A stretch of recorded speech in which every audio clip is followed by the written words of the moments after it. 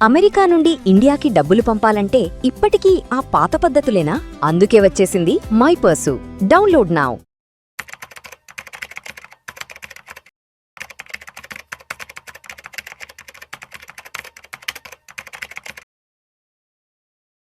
Hello everyone, I'm Madhavi Reddy. So welcome to weekend wrap up.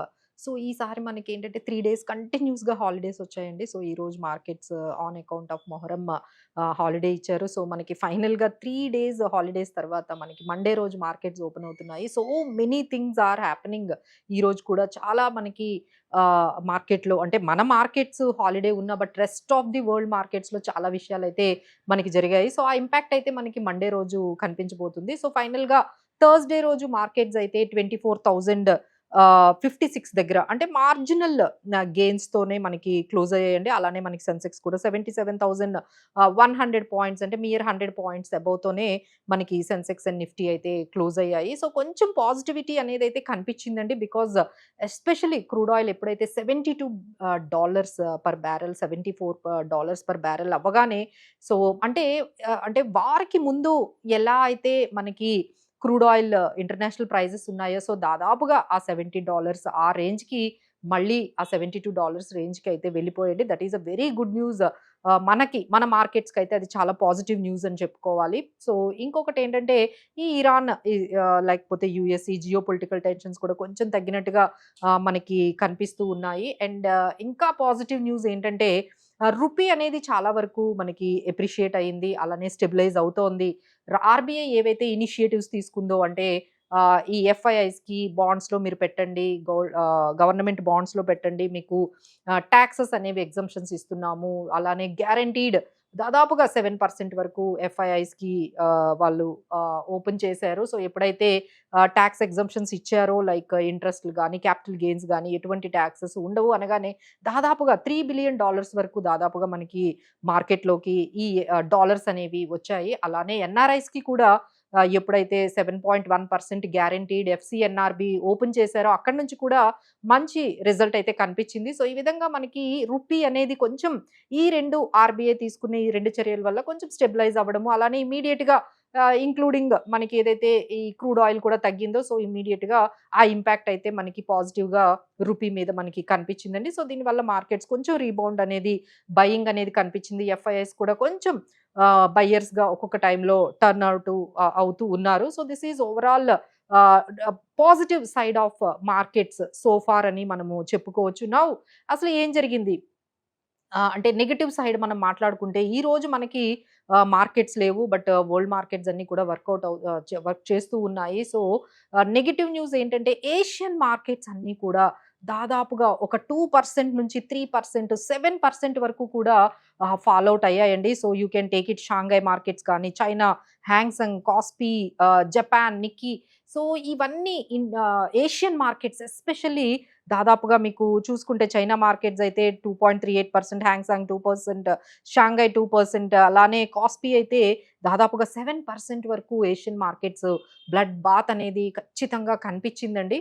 So దానికి కారణం ఏంటంటే ఏదైతే ఈ చిప్స్ గానీ, లేకపోతే ఈ సెమీ కండక్టర్స్ కొంచెం కాస్ట్‌లీ అయ్యాయి. సో దానివల్ల యాపిల్ కంపెనీస్ అంటే వాళ్ళు యూజ్ చేసే ఆ చిప్ ఎప్పుడైతే కాస్ట్‌లీ అయిపోయిందో సో యాపిల్ కాస్ట్‌లీ అవుతుంది. యాపిల్ ఫోన్స్ అన్నీ కూడా కాస్ట్‌లీ అవుతాయి. సో దానివల్ల సేల్స్ తగ్గుతాయి అని యాపిల్ ప్రైజెస్ కూడా క్రాష్ అయ్యాయండి. So this is all because of artificial intelligence and costly ఏదైతే అయిపోయాయో అంటే సెమీ కండక్టర్స్ గానీ, లేకపోతే ఈ చిప్స్ గానీ, ఈ మ్యానుఫ్యాక్చరింగ్ కాస్ట్‌లన్నీ పెరిగిపోయి సో దాన్ని యూజ్ చేస్తున్న ఆర్టిఫిషియల్ ఇంటెలిజెన్స్ కంపెనీస్ ఏవైతే ఉన్నాయో అవన్నీ కూడా చాలా షార్ప్‌గా నెగెటివ్‌గా రియాక్ట్ అయ్యాయి. సో దాని ఇంపాక్టే మనము మొత్తం ఏషియన్ మార్కెట్స్ అన్నీ కూడా ఈ బ్లడ్ బాత్ అనేది మనకు కనిపిస్తుంది. So maybe Monday we can see some kind of impact of these Asian market negativity అనేది మనకి మండే రోజు ఓపెన్ అవ్వగానే కొంచెం కనిపించే అవకాశాలైతే ఎక్కువగా కనిపిస్తున్నాయండి. ఇంకొక బ్యాడ్ న్యూస్ ఏంటంటే యూఎస్ నుంచి ఇన్‌ఫ్లేషన్ డేటా వచ్చిందండి. సో దట్ ఈస్ ఆల్‌మోస్ట్ వాళ్ళకి 4% వరకు ఇన్‌ఫ్లేషన్ అనేది కనిపించింది. అంటే 3 ఇయర్స్‌లో ఎప్పుడూ లేనంతగా అందరూ ఎక్స్‌పెక్ట్ చేసిందే యూఎస్‌లో ఇన్‌ఫ్లేషన్ పెరుగుతుంది అనేది అందరూ గమనిస్తూ ఉన్నారు. బట్ ఇది ఫైనల్‌గా రిపోర్ట్ అయితే వచ్చింది. అంటే 3 ఇయర్స్‌లో లేనంతగా ఎప్పుడు లేనంతగా ఇన్‌ఫ్లేషన్ అయితే పెరిగింది. సో, దానివల్ల ఏమైంది అంటే మనకి ఫెడ్ రేట్ పెంచే అవకాశాలు ఇంకొంచెం పెరిగినట్టుగా కనిపిస్తున్నాయి. సో, ఫెడ్ రేట్ హైక్ అనేది very negative for artificial intelligence అండి. ఎందుకంటే ఇప్పటికే వాళ్ళకి చాలా కంపెనీస్ అన్నీ కూడా డెట్స్‌లో వాళ్ళు అమౌంట్ తీసుకొని వాళ్ళ కంపెనీస్‌ని, ఆర్టిఫిషియల్ ఇంటెలిజెన్స్‌ని వాళ్ళు రన్ చేస్తూ ఉన్నారు.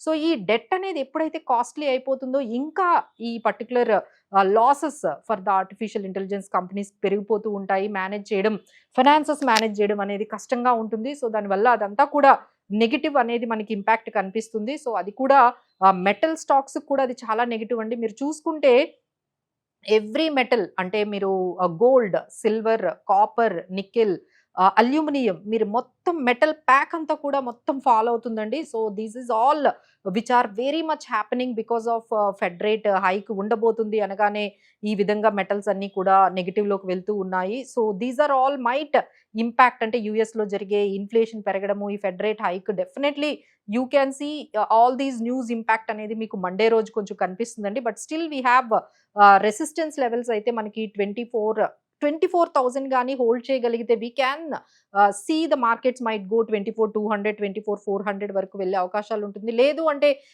24,000 గాని బ్రేక్ అయ్యాయంటే we can see the support levels at 23,800, 23,750 ఈ వరకు సపోర్ట్ లెవెల్స్ అయితే ఉన్నాయండి. So, we have to watch very keenly observe చేయాలి. మండే రోజు ఈ ఇంపాక్ట్ ఏషియన్ బ్లడ్ బాత్ గాని, ఈ ఫెడ్ ఇంట్రెస్ట్ రేట్స్ ఉన్న news and inflation US inflation news అంతా కూడా ఏ విధంగా ఇంపాక్ట్ అవుతుందో మనము గమనించాలి మండే రోజు. సో, మరి ఇలాంటి టైంలో ఎలాంటి స్టాక్స్, సెక్టార్స్ కొంచెం ఏ సెక్టార్స్ నెగెటివ్‌లో ఉన్నాయి? ఎలాంటి సెక్టార్స్ పాజిటివ్‌లో ఉన్నాయంటే రీసెంట్‌గా ఐ హావ్ అబ్జర్వ్డ్ అండి. సో, ఈవెన్ మన దగ్గర కూడా పెట్రోల్ బంక్స్‌లో మీరందరికీ కూడా గమనించే ఉంటారు. E20 ఆయిల్ అనేది అందరూ కూడా వేస్తూ ఉన్నారు పెట్రోల్ బంక్‌లో. అంటే ఫైనల్‌గా మనం చూస్తున్నాము ఇప్పుడు E20 అంటున్నారు, E30 అంటున్నారు. మళ్ళీ మనం ఫ్యూచర్‌లో చూస్తే ఎథనాయిలే మనకి 50% కూడా ఉన్న ఆశ్చర్యపోవక్కర్లేదు. So, we are using completely ఎథనాయిల్‌ని యూజ్ చేసేటట్టుగా మన గవర్నమెంట్, సెంట్రల్ గవర్నమెంట్ అనేది చర్యలు తీసుకుంది.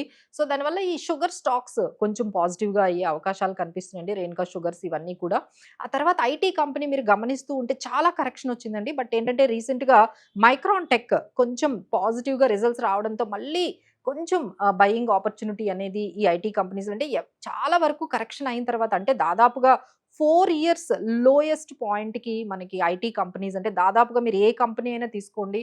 హెచ్‌సీఎల్ టెక్, ఇన్ఫోసిస్, విప్రో అన్నీ కూడా 30% అబోవ్ ప్రతి పెద్ద ఐటీ కంపెనీ కూడా ఫాల్ అనేది చూసాము. సో, దీని తర్వాత ఇంత కరెక్షన్ తర్వాత ఎవరైనా లాంగ్ టర్మ్ వ్యూతో కొంచెం సెలెక్టివ్‌గా ఐటీ కంపెనీస్‌లోకి ఇంకా మనం ఎంటర్ అవ్వాలి అనుకుంటే I think you can start adding up ఎవరికైనా అలాంటి ఆపర్చునిటీ ఉంది అనిపిస్తే మనం ఐటీ కంపెనీస్ ఇంత కరెక్షన్ తర్వాత కొంచెం యాడ్ చేసుకోవచ్చండి. So, that is one more thing. And ఏవైతే ఆయిల్ సెన్సిటివ్ అంటే ఎప్పుడైతే క్రూడ్ ఆయిల్ అనేది $70 కూడా వెళ్ళిపోతుందో సో, ఇమ్మీడియేట్‌గా ఎయిర్‌లైన్స్‌కి సంబంధించినవి, ఏషియన్ పెయింట్స్, అలానే ఆయిల్ మార్కెటింగ్ కంపెనీస్ ఇవన్నీ కూడా కొంచెం ఈ సెన్సిటివిటీ టువర్డ్స్ ఆయిల్ కంపెనీస్ అన్నీ కూడా కొంచెం మళ్ళీ పాజిటివ్‌గా అవుతాయి. అలానే యూఎస్ ఇండియా ట్రేడ్ డీల్ కూడా నడుస్తుందండి. సో, అది ఏమాత్రం కంప్లీట్ అయిందంటే కొంచెం ఎక్స్‌పోర్ట్ ఓరియెంటెడ్ కంపెనీస్‌కి పాజిటివిటీ అంటుంది. సో, ఈ విధంగా మీరు ఈ పర్టిక్యులర్ ఏరియాస్‌లో కొంచెం మొమెంటమ్ అయితే చూడొచ్చు. అండ్ నెగెటివ్‌గా మనము ఏవి చూడొచ్చు అంటే మెటల్ ప్యాక్ అంతా కూడా చాలా నెగెటివ్‌గా మీరు గమనించారు గదండీ. అన్ని metals gold, silver, copper, aluminium అన్నీ కూడా మెటల్ అంతా కూడా క్రాక్ డౌన్ అవుతోంది. సో, మెటల్ స్టాక్స్ కొంచెం నెగెటివ్‌లోనే ఉన్నాయని చెప్పొచ్చు. అలానే ఈ గోల్డ్, సిల్వర్ తగ్గడం వల్ల ఈ ఎన్‌బీఎఫ్‌సీస్ అంటే ముత్తూట్ ఫైనాన్స్ ఇవన్నీ కూడా గోల్డ్ ఫైనాన్స్ కంపెనీస్ కూడా ఇప్పుడు ఒక్కసారి ఈ గోల్డ్ ధరలు తగ్గడంతో వాళ్ళు కూడా లోన్స్ ఇచ్చే ఆ కెపాసిటీ కూడా తగ్గిపోతుంది కాబట్టి సో, అవి కూడా కొంచెం వాలటిలిటీ అనేది కనిపిస్తుందండి. సో, ఇవన్నీ కూడా మీరు చూసుకుంటూ ఉండండి. అలానే మనకి జులైలో మంచి ఐపీఓస్ కూడా ఉన్నాయి. Like we have some good IPOs are coming in the July. So, that is also you can including Zepto. So, దాని మీద కూడా మీరు కొంచెం ఏమైనా మంచి ఆపర్చునిటీస్ ఉంటే ఆ ప్రైమరీ మార్కెట్‌లో కూడా మీరు కొంచెం అబ్జర్వ్ చేయొచ్చు. So, that's it for this weekend wrap up.